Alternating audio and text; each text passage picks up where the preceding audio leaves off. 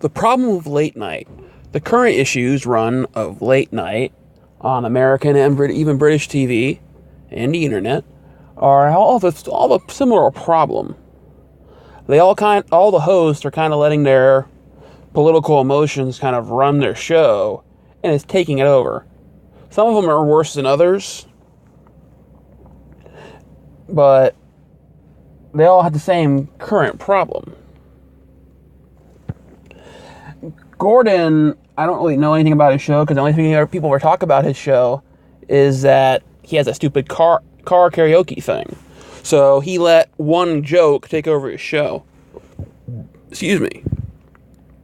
Jay Leno, he had tons of gags on the boardwalk. He had the people dressing up and doing the pre-lip sync battle. He was doing that. He was doing the photo booth. He had the Jay moving in and being the neighbor of places. He had a bunch of gags, but the gags weren't the show. Gordon, you don't watch The Late Show, you watch Carpool Karaoke. Colbert. Now this guy has gone a little too far with his Trump derangement syndrome, because it's like Norm says. You know, the guy makes fun of him. The jokes will make fun of himself. You don't have to make up stuff about him. You don't have to, because if I want to watch somebody mock the shit out of Trump, I'll watch CNN. At least get the actual story out of it, or MSNBC, or ABC, or CBS, or even Fox. Sometimes they've mocked him. I watch The Late Show. I want to watch, actors, singers, musicians, writers. I want them to be interviewed, because that's what late night's supposed to be. Late night's supposed to be media people, not like news media, but media people actually care about, to be interviewed by the guest or the host, and then some skits in between. That's what late night is. But these people have turned it into politics, only politics. And I know he came from a show that was politics, but he needs to realize that we don't want to have our guests be senators or people from other countries who have changed the world. It's like, I watched this thing for the first week. His first week he was on, because I wanted this show to be good. But it wasn't. The first week he was on, it was just politicians. And he had the girl that was on that was shot in the head for going to school. That's news stuff.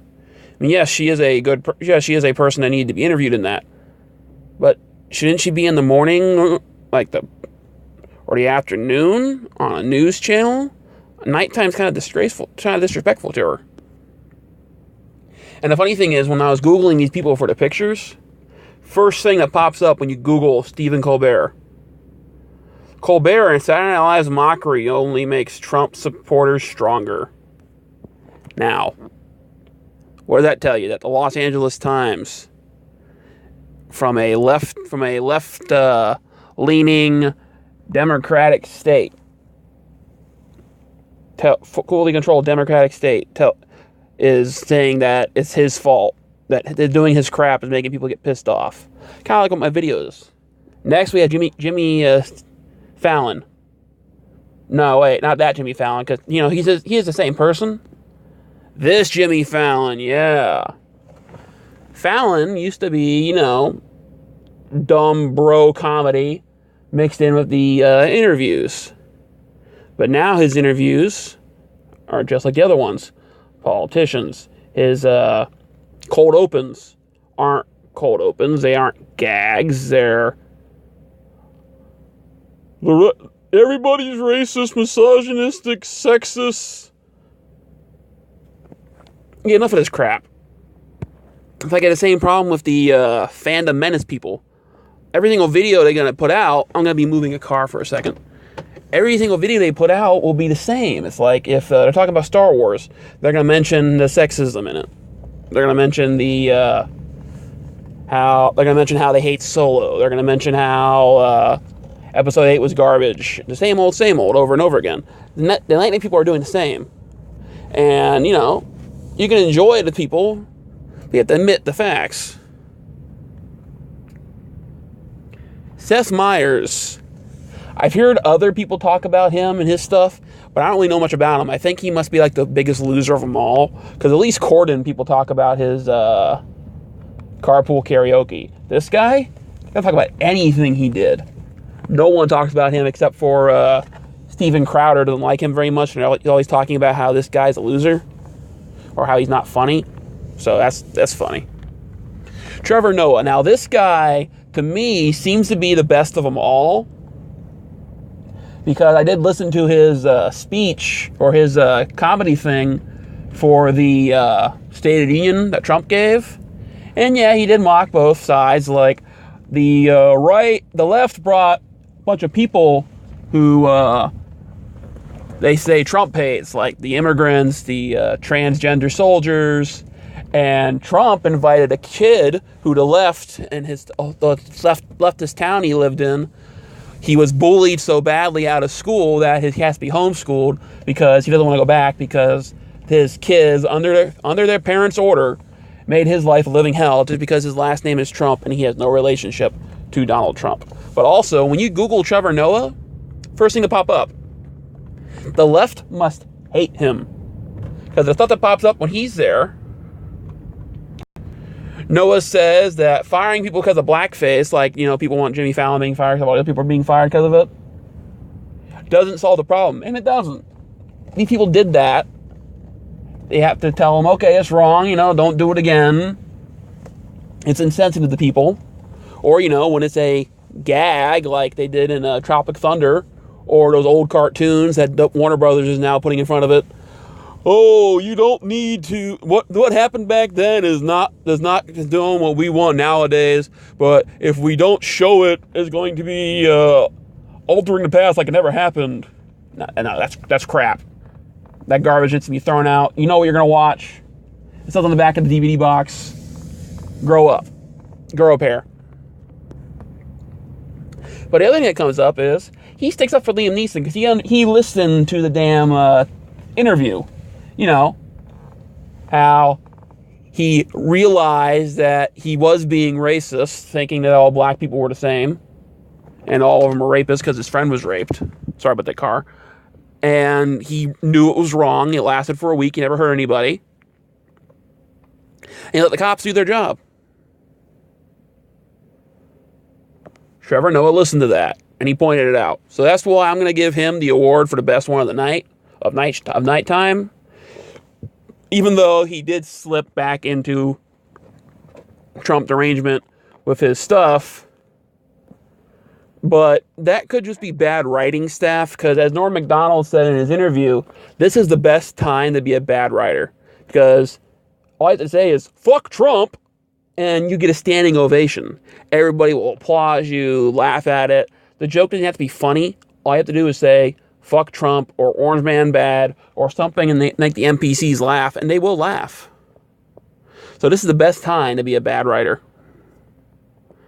And even over in the UK, Russell Howard, I used to love Good News. I found out about it like 7 years after it started, and over a weekend, I binge watched 7 years worth of Good News. Wasn't that many episodes, probably only like 70, but still. And I even downloaded them to watch them later over and over again because the comedy was good. Now, in later years, he did have stupid gags that he liked, like he got obsessed with that old Asian guy because he thought it was funny, but it wasn't funny. And now with his new show, it's just politics up the wazoo with the Russell Howard Hour. I mean, Stand Up Central was at least, his comedy and then two other comedians. So, like, if you look at the current season, I used to watch the show. I can't even make it through it anymore. It's like, if you look, I made it through the first episode completely. I stopped in the second, third. I didn't watch 4 and 5. Because, sometimes I just feel like, I don't want to watch that this week, and screw it, I didn't watch it. I'm not downloading these episodes either, even though they're on YouTube for free. I don't care if I lose access to these. Because, okay, his starting jokes are a little funny, and then he gets into his PC crap and his political garbage, and it's not funny. It's not entertaining. You don't watch a comedian to be preached at. You watch a comedian for laughs.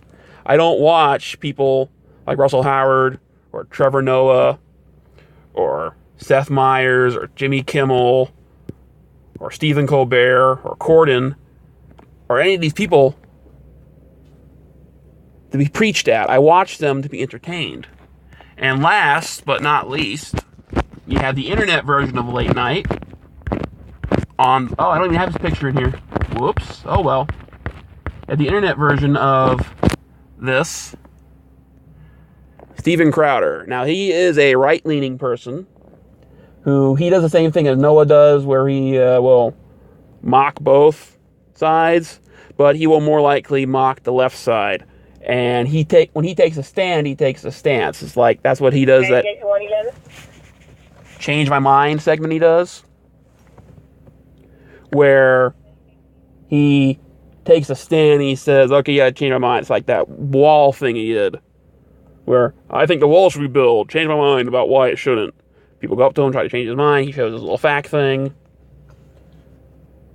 And that's the one I didn't believe, because, they have all those miles of drugs underneath the system to get drugs in the country, so they're just going to take the tunnels. The wall's kind of pointless.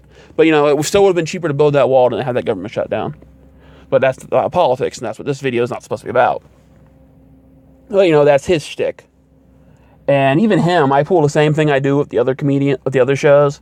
I will watch the opener, but then once the interviews start, click off. The interviews aren't entertaining.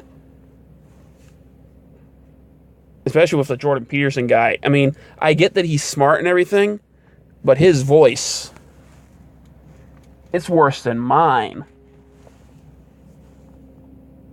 It sounds like a weird version of Mickey Mouse. Not to make fun of his voice or anything, because I can't really talk about bad voices, but his voice, God.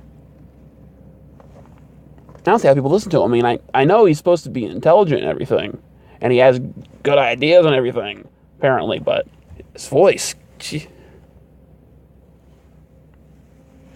But, but his show, you're going to watch it for politics. He occasionally has actors and singers on, but that's extremely rare. He'll have Dean Cain on, because he's obsessed with Dean Cain. He'll have he had Ron Howard's brother on a couple times, to my knowledge. I've only been watching him for 2 years. And, sometimes his politics stuff doesn't come off as preachy as the other folks. It's like the three that make the L from Howard down to Kimmel. And Colbert wasn't couldn't fit in the photo, in the collage that I was making on the thing. But their preaching comes off as preaching. I kind of half expect them to come out in a robe and a sash with whatever kind of with their show logo on each side instead of the crosses or the stars of David, and them going, my brothers, sisters, and everybody in between, because they don't want to leave anybody out who one of those 600 million different genders. Today you need to know that this is the absolute truth. Don't go out and look up for yourself. Because, for the first thing that could be on Google when you type in somebody's name is how they're hurting their own cause if they're preaching. Well, that's pretty bad. Go ahead and Google Stephen Colbert. First thing that pop up is that. First thing that pops up with James Corden, carpool karaoke. First thing that pops up with Jimmy Kimmel, his blackface thing being popularized by the right because they're pointing that out. First thing to pop up with Trevor Noah is that he thinks that people are overreacting on Liam Neeson, and that the punishing people about ruining their lives and their careers for blackface is pointless. First thing that pops up with I can't remember his name. That's how pointless he is. Seth Meyers is his poster for his show. First thing that pops up with Russell Howard is that he's releasing a new stand-up DVD. And he's going to be making it's going to be called Homecoming. It's not about his show. It's not about his politics. It's his new stand-up come out thing. Because I also liked him on Mock the Week. He was funny then. But the jokes he made back then, the new Russell Howard, would be tearing him to shreds. Because that wasn't PC. Nothing on Mock the Week is PC. Why? Because that's comedy.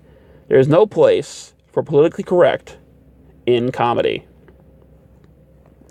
Sorry for the air bubble and the little watermark thing, but as I said, I'm recording things this way and in one takes, so there are stutters and the radio talking to me. Because, well, I want to make a better quality video, and I don't have access to a good quality phone anymore. I only have access to this 2014 Samsung. I'm lucky it can do this. Have a good one. And who's your favorite late night person, or who's your least favorite late night person of the list, or you have others you can that are currently running? Don't say like Leno or those other guys. What the hell are their names? Letterman, Carson. I mean, you can say those, but of current runners, I guess I'd probably say either Noah or Crowder would be the... I'd say these two would probably be the best of the bunch, in my opinion. But who are your best? Comment down below and have a good one. And hey, if you like this kind of video, even though I'll admit it's shitty, you can like and subscribe, I guess, because I know people are talking about that, and every other video has this. I don't put it in there, and I don't get subscribers. Maybe it works. Who knows? I still think that the audience is smart enough to realize that if you like the content, you should probably subscribe to it. Have a good one.